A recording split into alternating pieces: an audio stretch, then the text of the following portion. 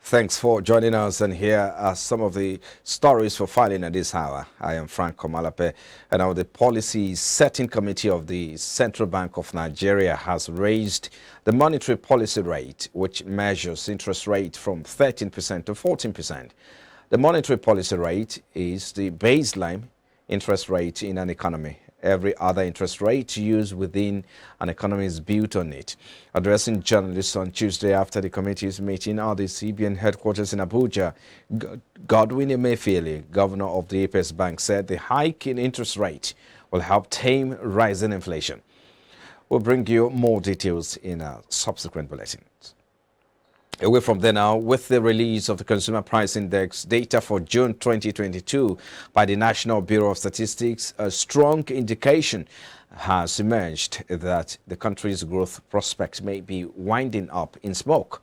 According to the data, Nigeria's headline inflation rate accelerated further 88 basis points to 18.6% year-on-year in June 2022, the sharpest since 18.7% recorded in January 2017, underscoring unabated price pressure despite the Central Bank of Nigeria's hiking interest rate to 13% in May 2022.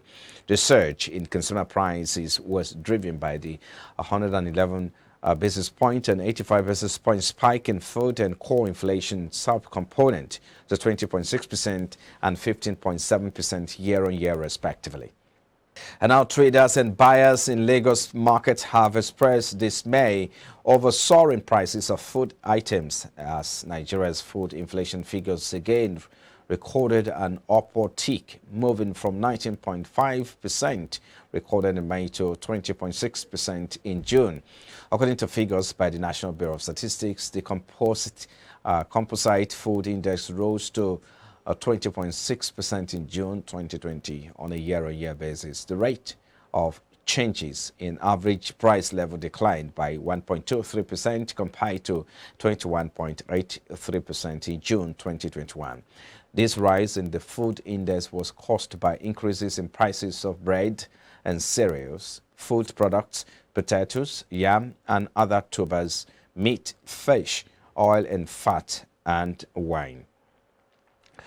In the meantime, the Permanent Secretary, Federal Ministry of Agriculture and Rural Development, Ernest Umakihe, has emphasized the commitment of the ministry to attaining national food security. Machine said that the ministry has mapped out strategic policies such as the Agriculture for Food and Jobs Plan, the Green Imperative Agricultural Promotion Policy, NATIP, as well as the Presidential Fertilizer Initiative, PFI, among others. They stated this during the flag-off of the distribution of free agricultural inputs and quality seed in Benin City in Edo State. The Permanent Secretary said that the distribution of agricultural inputs will enhance food and nutrition security, economic growth, and job creation, especially during the post-COVID-19 era. Umakihe revealed that 35% of the inputs were targeted at women farmers and processors in line with the target set in the National Gender Plan and policies aimed at ensuring increased opportunities for women. And now the Debt Management Office, DMO, has announced that it raised the total sum of 123.84 billion naira in 8 federal government of Nigeria bond auction for July. This disclosure is contained in a statement issued by the DMO on Monday, where it pointed out that the 3 instruments auctioned were valued at 75 billion naira each, totaling 225 billion naira. According to the statement, the DMO noted that although the short-term and medium-term instruments recorded far below the offered amount, the investors showed more preference for the long-term instrument, which was oversubscribed.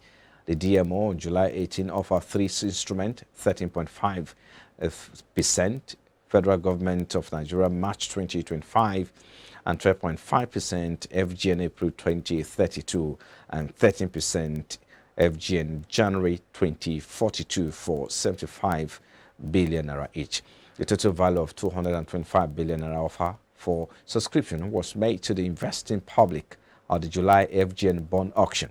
The subscription for 13.53% FG in March 2025 and 12.5% FG in April were below the offered amount, with a subscription of 11.75 billion naira and 25.62 billion naira respectively. The DMO noted that the total amount allotted to successful bidders for the 13.53% March 2025, 12.5% April 2032 and 13.5% or 13% FG and April 2042 bonds were 5.3 billion, 7.82 billion and 100.72 billion respectively, amounting to a total of 123.84 billion naira. It added that the marginal rates for these allotted bonds were 11%, 13% and 13.74% respectively. And now the banking sector credit to the government shot up by 35% in the first half of 2022, according to the Money and Credit Statistics for June 2022 released by the Central Bank of Nigeria, which shows that credit to the government rose to 17.9 trillion naira at the end of June from 13.3 trillion naira at the end of December last year. The data also indicated that the growth rates in banking sector credit to the government was faster than private sector credit, though the absolute volume of private sector credit remains higher. At 39.3 trillion naira in the first half of the year, credit to the private sector grew by 11% from 35.2 trillion naira as of December 2021.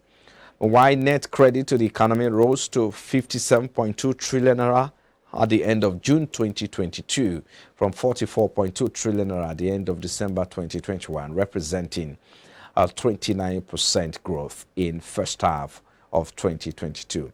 Despite these growing debt concerns, Nigeria's debt to gross domestic product is still considered sustainable. Precisely, it is below the 70% mark, benchmark, and close to the 40% to 58% identified as safe and growth supporting for lower middle income countries with weak revenue mobilization. In the meantime, the Nigerian Export Promotion Council, NEPC, has reiterated the need to promote non-oil export for Nigeria to meet its national and global economic demands.